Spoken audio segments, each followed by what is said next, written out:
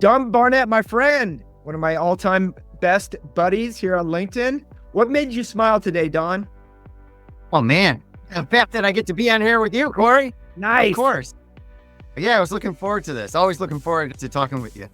Love it, man. I've been waiting all week to chat with you about this. It's our second chat here on InSync. Thank you for your time. I know you're busy man.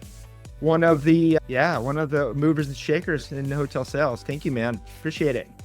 Thanks. And I will take the Pepsi challenge with anyone that InSync is still the best named podcast about hospitality out here. Oh, dude, I got to slide you a little compensation for that. I appreciate that. Yeah, but you and I need a hype man. I'm willing to wear like a clock around my neck and stand behind you and boy. Nice. Hired. Awesome. We're going to dive into this topic here. I can't wait to chat with you about order takers versus rainmakers. Which hotel sales strategy is best? I've got Don Barnett with me, legendary director of sales and marketing at the beautiful LondonHouse, Chicago. Thanks for joining me, man. Appreciate it. Right on. We're gonna jump right in here and start with, why do so many hotel sales teams default to the order taking instead of rainmaking strategy? I think that it can be both a good problem to have and a bad problem to have. So what I'll say is, in defense of people that are defaulting to order taking, a lot of us have been doing more with less since the pandemic. So the sales teams aren't as robust. So at times we're just having to be reactive because of the number of leads that are coming in, and it's taking up all of our time. But to play devil's advocate, you have to be proactive. You need to be able to get your name out there, meet new people, look at who's staying at your competition. Are you able to move some market share over to your hotel? And you can't rely on inbound leads to do that. So that does require outreach and being proactive in order to move the needle and do something new other than bringing back repeat customers and just dealing with the things that are coming in. You got to get some new blood in there and move that market share.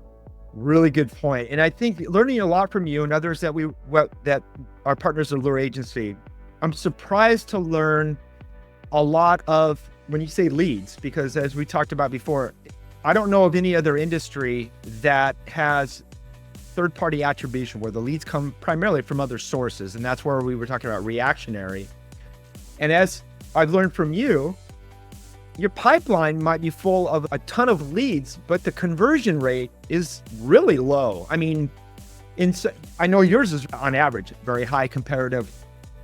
Some of the other people that we've talked to or that I've learned this, as low as 5%, maybe even lower in some instances. So in other industries, they would look at that and go, oh my gosh, you're spending so much time being reactive to questions and tire kickers and other things, where in other industries, using automation and a much better website to help qualify, where you could spend more time really trying to pull in those big, better pieces of business that are going to convert higher and are probably a little bit more profitable. But that probably is a little bit foreign primarily to the industry. Yeah, and some of this I've learned just from talking with you. I think those of us that have been in the hospitality industry, we know what we know and we don't know what we don't know. A lot of us use the same types of CRM systems like Delphi, or again, I've used Delphi almost my entire career. So I'm not even familiar with a lot of the other ones out there. And I've had people like you tell me about HubSpot. I've never used that in my entire life. I wouldn't even know where to begin. We have our CRM system. We have Cvent, which drives a lot of leads. Companies like HPN, third parties like Helms Briscoe that are sending us leads. If you work for a franchise such as Hilton or Marriott, then you have their teams that are also funneling leads to you. So we're very fortunate that way compared to some other industries. So I think we don't know how grateful we should be for the number of inbound leads we have compared to other industries. That is a really good point, because when you get a volume of leads, it seems like there's so much opportunity in there.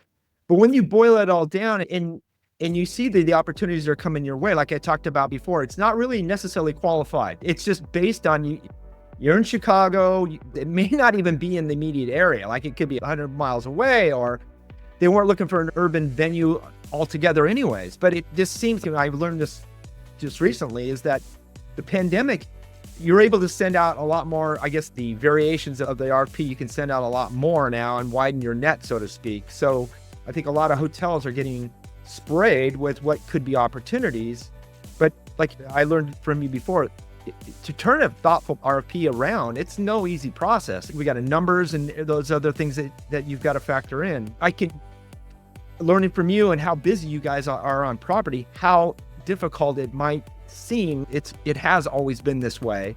And to look at other ways of being more efficient, necessarily, like you mentioned before, Delphi in what is considered a CRM on the group side is nowhere near what a HubSpot is in terms of automation and things that you can really increase your workflow. And that's some of the exciting things that you and I are going to actually collaborate on, which is really exciting. So coming from Don Hotelion, a rainmaker, how do you consistently stay? I think my definition of a rainmaker isn't necessarily somebody who is generating a ton of revenue. I think a rainmaker is somebody that just makes things happen. And there's somebody that embraces or who is adept at both communication and building relationships.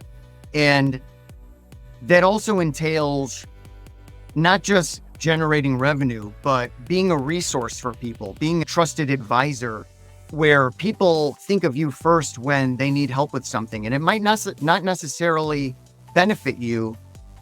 You become that go-to person because you're approaching it with, this sounds hokey, but a pure heart. You have the spirit of service and you want to help people. And Zig Ziglar had a great quote, which said, if you'll just help enough other people get what they want, you can have everything that you want. So if you go into everything in the spirit of giving and the spirit of helping and service, those things will come back to you. Whether you believe in karma or whatever you want to call it, I truly believe that will work out for you in the end, is having that spirit of giving people. It helps keep you top of mind, which is really part of the strategy of being a rainmaker. Is it's about staying top of mind with people and being that go-to person. When somebody thinks of hotel in Chicago, I want them to think of Don Barnett or Don Hotelion, either one. I love that, man. And you're absolutely right. The term rainmaker obviously has a direct connotation to revenue. What you just described does, right? Great, yeah. So it may not, totally. yeah, so it's not immediately transitioned to the rainmaker equals dollars and cents, but when you have a fantastic team, they deliver, they are trusted advisors, you being an icon in the industry, I would have no doubt that you could crush any meeting, no matter if it's in Chicago or wherever else. I trust you immensely. That ultimately is going to transition to the bottom line, right? And they may not be that person that is pounding the pavement, knocking on the doors, and God forbid goes on a sales blitz that I laugh about oftentimes. It's the byproduct of leading with value and being that trusted advisor. Yeah, and giving discretionary effort.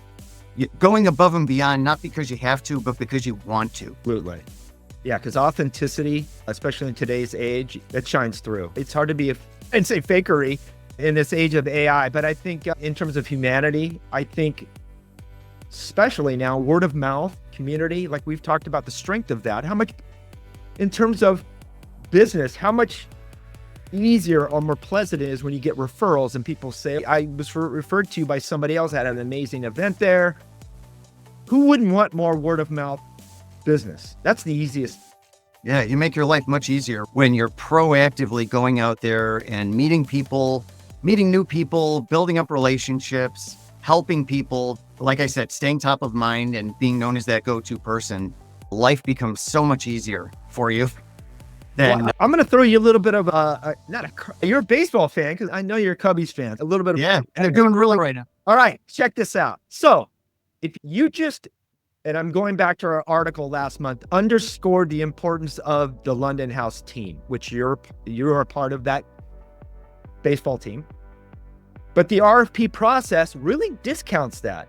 So when you're in that culture of being reactionary and you're caught up in the RFP, ultimately, do you really get to underscore the value of the team when you're competing against a lot of other just RFPs that don't necessarily have the value of the team a part of the process? And that's where I'm trying to get to the point of why a proactiveness approach really benefits those that have a strong team, because that's where I think really the true value comes into place.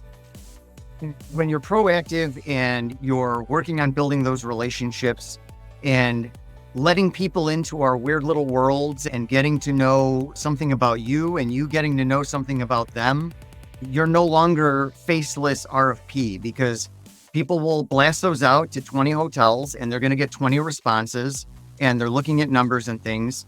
But if they recognize the name that went along with it and, oh, that's my buddy that works at this hotel or that hotel, right away, I think you're going to rise to the top of that list. And because there's value that comes with that, with working with somebody you trust or somebody that you've worked with before that will deliver on the goods. Definitely. So when a recognized person, he figures our personal brand does not come into place and you're left with 10 RFPs that none of them really shine through, doesn't it ultimately come down to primarily budget or price? Oftentimes. Yeah, for sure. Yeah. If all things considered equal and there's nothing that really stands out, then yeah, they're going to start looking at price. I always use this example of somebody that doesn't necessarily have a ton of meeting planning experience. And I know that in terms of small meetings, I don't know what your mix looks like at LondonHouse, but at some of our other properties, up to half of their business isn't from professional planners. It's for admins, executive assistants. And if their job's on the line, they haven't had a whole lot of meeting experience, they're looking for somebody to handhold them. I would think that trust really comes into play because they don't know what they're doing. They're putting their process in the hands of somebody else, which it could come back to haunt them. Could you see that would play part in terms of in that particular scenario? Absolutely. Yeah. When you have that opportunity to help someone that maybe only books a leadership meeting once a year and they worked with you and you were willing to take the time to show them the ropes, pull back the curtain like the Wizard of Oz and show them what's going on behind the scenes and really be transparent and help them understand how everything works. People appreciate that. And again, that just plays into that trust and integrity and makes people want to come back. Definitely. So you being on the leading edge of the value of personal brand, and I think there's still a lot of misunderstanding about that. And ironically, our next, I don't know if I told you, Don, Nat Berman is going to be hosting our HSMAI in 3 weeks. So we're really going to dive in deep about why everyone should consider personal branding themselves, because they become the prize. And awesome. Yeah, you couldn't pick a better guy to host something like that. Yeah, he really knows his stuff. Yeah. I'm admittedly a nerd for LinkedIn, and I've learned a lot. I thought I knew a lot, and then I started following Nat and learned even more. Yeah, great call to get him to host that. Speaking of one thing that I did learn from him, in fact, in my session today, is that it's no mystery how quickly AI is advancing. Hospitality tech is rolling out tools left and right. I see a lot of transactional things at the property level being fulfilled by tech. I've seen Groups 360, Ivy. I don't want to play devil's advocate, but fear mongering is what I'm trying. I guess what I'm getting at, Don. Do you see, and what I'm getting at is the true value of why I think personal branding should be so important for everyone. Ultimately, for transactional things that happen at the hotel, do you see them being fulfilled by technology if that person is not necessarily adding a tangible piece of value as part of the chain? Probably depends on what it is. I think we've seen a shift to that in a sense with the check-in process. Now people can just check in digitally and go straight to their room. So that's cut out the human element a little bit. But in hospitality, you'll always need people. You'll always need that human element no matter what. I think that we can enhance what we do by using technology to just be more efficient with it. But I'm talking about in terms specifically about sales. So if it was Cory Falter. About sales? Yeah. Like for instance, if I wanted to go back east, LureCon 25, I want to go to Chicago. I got a small meeting, 50 to 75 people, I think I could probably muster together, if I was put together a self-serve platform, pick the venue, pick, all the things off, which is happening right now. I use this analogy of using the Chipotle app because I'd much rather use the app and order the burrito myself because I know I'm going to get it right rather than stand in line and have somebody do it for me. At some point, do you see it, the website experience being such a DIY process where a lot of that can be fulfilled self-service? No. I think, and I've seen it firsthand. For example, if it's something that is very simple and small, sure. I think people, if you need to book 15 rooms and you don't have any meeting space, you're just booking 15 rooms and you need a rate, easy enough. I think that's something that has been automated, is currently being automated, and can work for certain people. But I've also seen it where I've experienced it firsthand where somebody is booking something through a site and they need a change and the system's not letting them make the change they want to make, or the system is now all of a sudden changing their rate by $50. And it's like, why is it doing that? I want to negotiate this. I need to understand why this is doing this. And the computer's not going to tell you that. It's just telling you this is your rate if you do this. And that's just one example. But as you get into things that are more complex, especially when it comes to meetings and little idiosyncrasies like, hey, our CEO is coming in and he's a big Bulls fan. You guys have any connections that way? Again, that's not something AI is going to be able to help you with. They might be able to tell you where the United Center's at if you're a Bulls fan and things like that, but they're not going to have the connections that you do and the thoughtfulness to say, hey, why don't we get this guy a jersey or something like that would really make an impact and make this person want to come back, and they'll never forget that. So that's a human element that I can never be automated, in my opinion.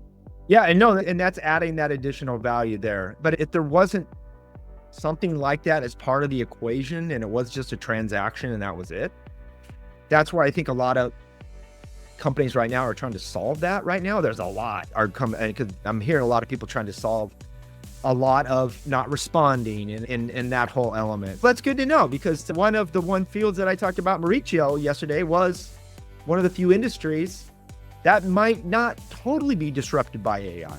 And it's hospitality is one of them. So that could be job security. So if you're looking at jobs to get into and you're doctor, lawyer, that's all up in flux right now. It's nice to know at least at some level, hospitality is probably going to be, that's why people are looking for that human connection.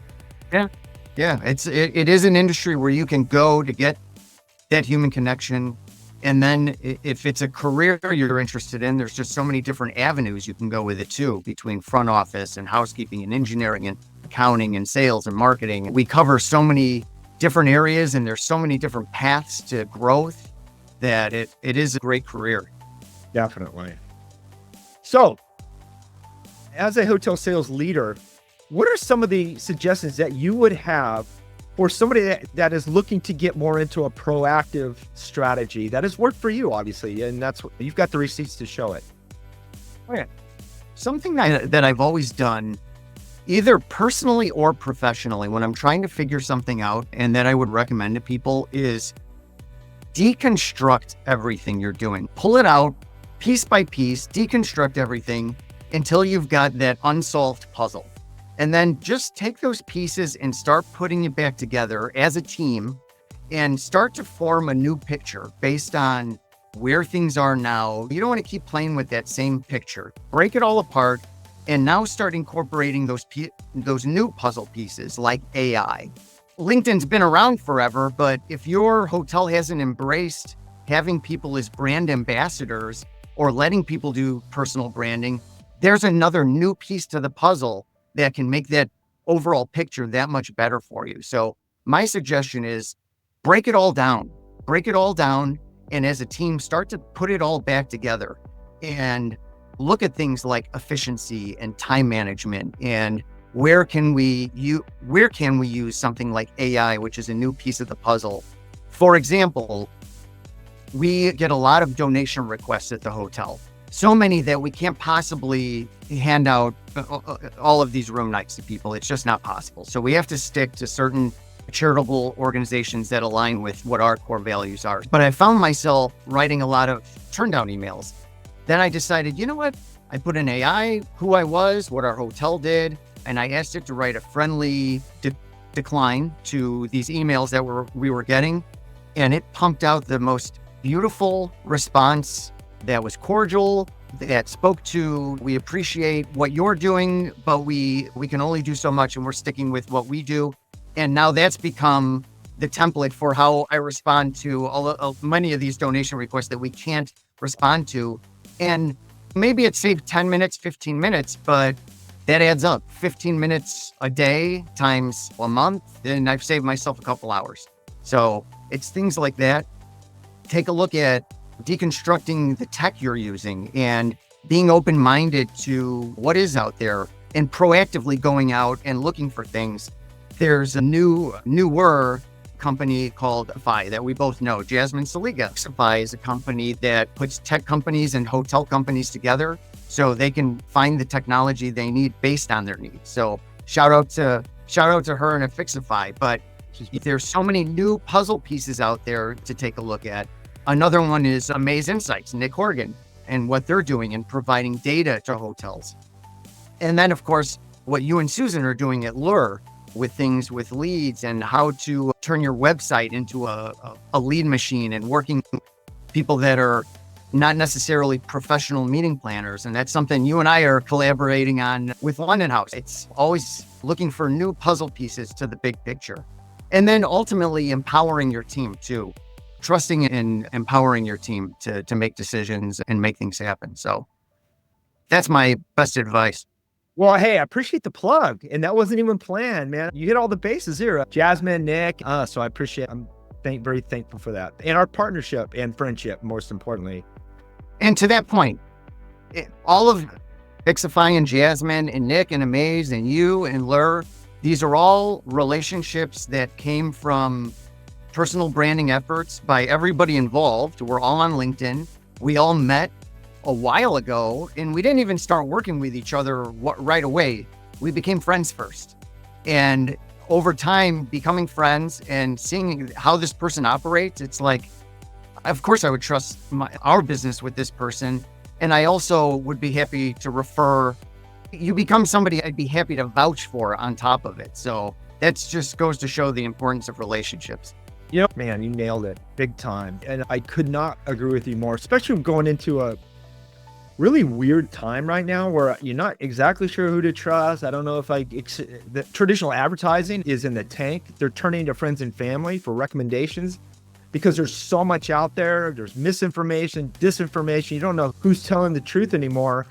And this is why I think doubling down on human connectivity, just like we're doing here right now. And if I was to add anything more about a proactiveness, as you and I have talked about, step one, most of the hotels that we see right now, you go to their meetings and events pages of the website, it isn't about relationships. It's more about the floor plans and the schematics. And so if I was to add one step to advice, is that to bring that human element, especially if you have an exceptional team like LondonHouse, and I know we're working through some of that right now, but that is going to be a huge differentiator because at the end of the day, you've got thousands of venues. They've got empty meeting rooms, stacked chairs.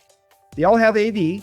They all have pretty much the same stuff. But as Mandy Graziano, the HPN 2024 Meeting Planner of the Year said, the number one thing she leans into is the team. But if your team is not visible up front and it's hidden, and then you don't even see it in the RFP really, I think you're missing out on a huge differentiator. So I would start by adding team to your website and then getting your sales team very comfortable on this in terms of video.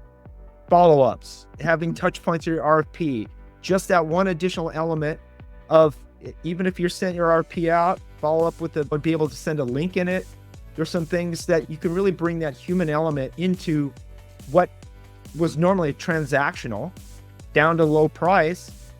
Suddenly your team is making your venue, your hotel, a no-brainer. where all the others are still scrambling at the bottom. And it's just these little subtle things you can do to stand out. Yes. There's so much, there's just the majority of people do the same thing, send the same email. So if you're willing to, maybe you're not willing to put yourself on video on something like LinkedIn that's being broadcast everywhere, but maybe you'd be willing to do a video to just one person in an email using something like Loom or Canva or something like that, or sending somebody, and you do this all the time, is sending a voice message to somebody on LinkedIn. It stands out. I've received a couple in the past, and it makes a difference. I'm somebody that in my role, I get people reaching out trying to sell me stuff a lot. Absolutely. And so much of it is just noise because it's the same email over and over and asking for 15 minutes of my time.